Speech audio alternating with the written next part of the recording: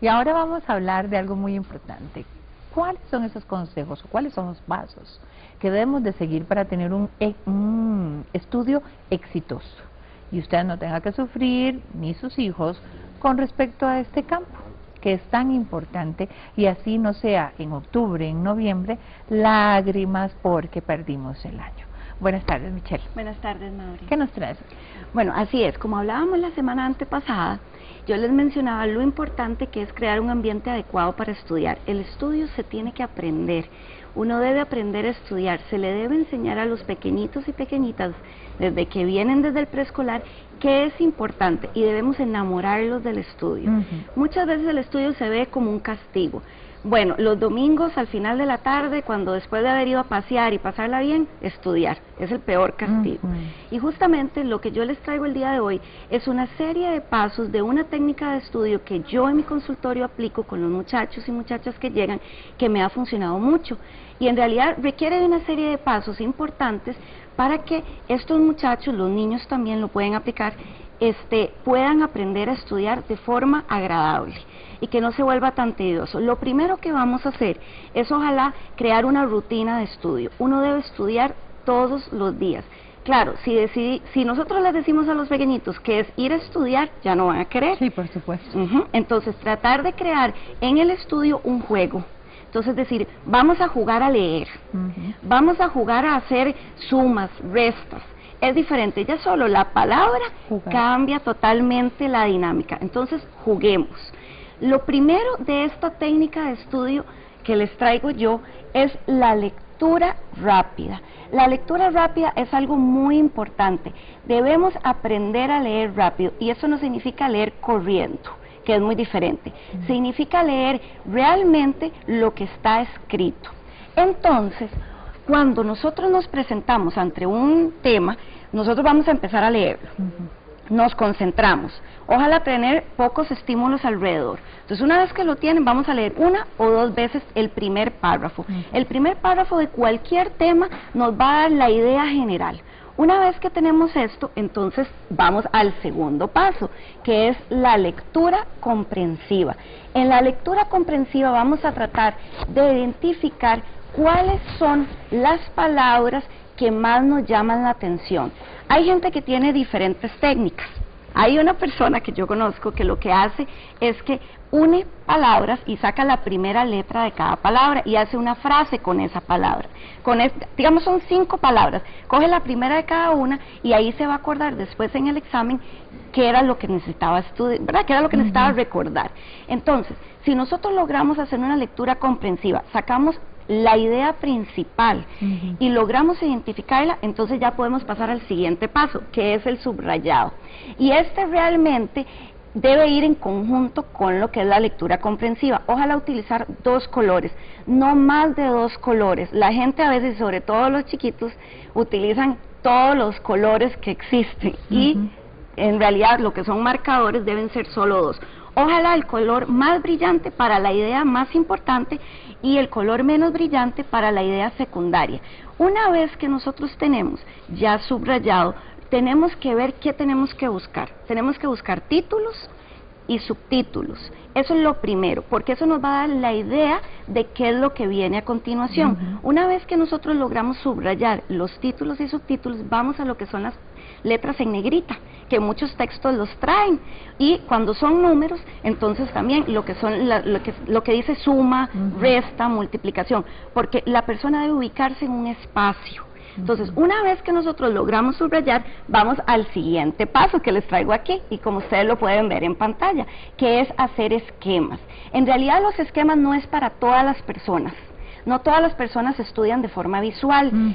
Entonces, si la persona, sobre todo los niños, sí logran estudiar de forma visual, entonces en estos esquemas podemos utilizar gráficos, podemos utilizar dibujos, sobre todo cuando están aprendiendo en los primeros años escolares, y cuando ya logramos que ellos logren identificar un esquema, entonces vamos al siguiente paso, que es este que les tengo yo acá, que es la parte del resumen.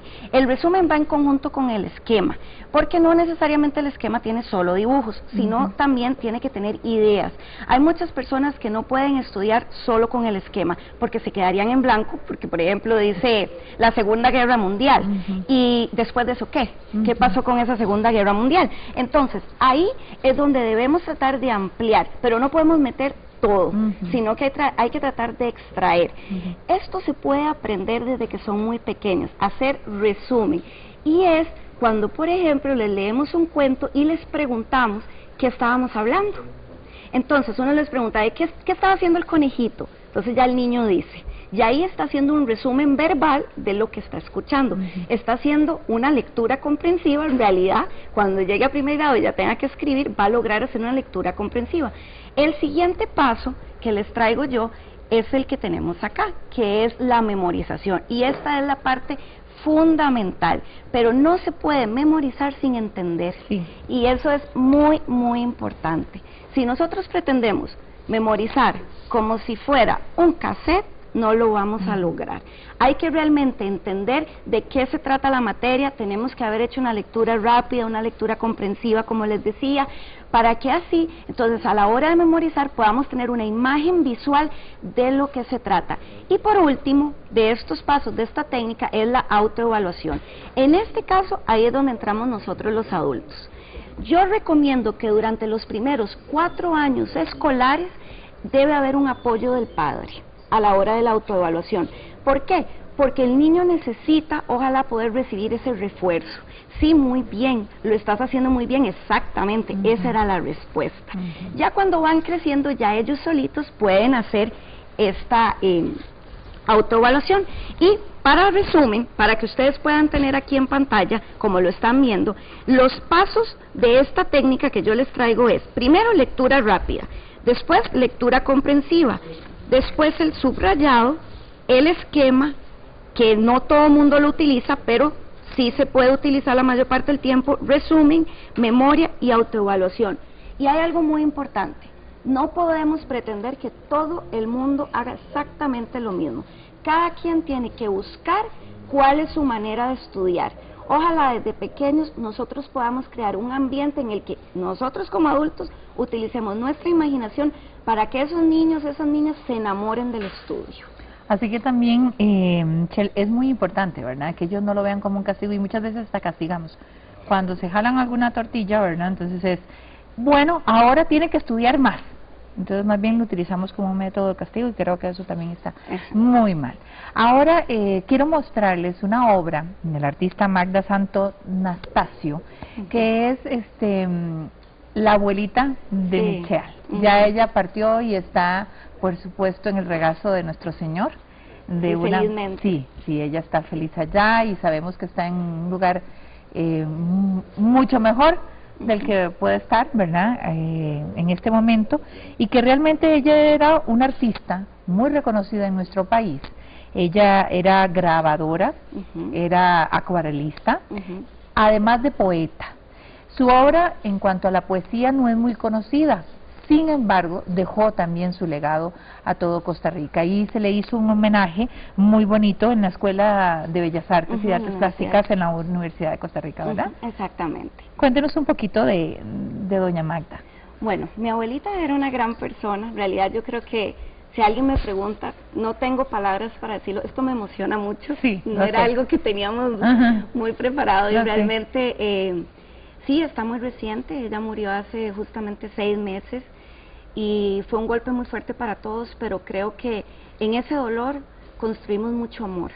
Y como usted mencionaba, Maurencí, ella fue una gran acuarelista, grabadora, poetisa, pero sobre todo una gran mujer, y eso es algo que nosotros como familia nos sentimos orgullosos, porque todas las personas que nos hablan de ella justamente hablan de esa maravilla de persona que era. Hoy en uno de los periódicos nacionales sale un artículo sobre ella, y un gran personaje nacional, doña Clotilde de Pacheco, menciona y lo dice como Santo Anastasio para siempre, y yo creo que eso es algo que, bueno, como familia nosotros nos sentimos inmensamente agradecidos, igual con ustedes, por siempre recordarla. Claro que sí, con muchísimo agrado, además de que es una de nuestras representantes y también impulsoras del arte y del grabado en metal en Costa Rica.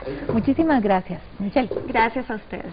Y usted no se me vaya, continuamos con nuestro programa, nos está esperando Marta porque nos continúan las clases con Criatex.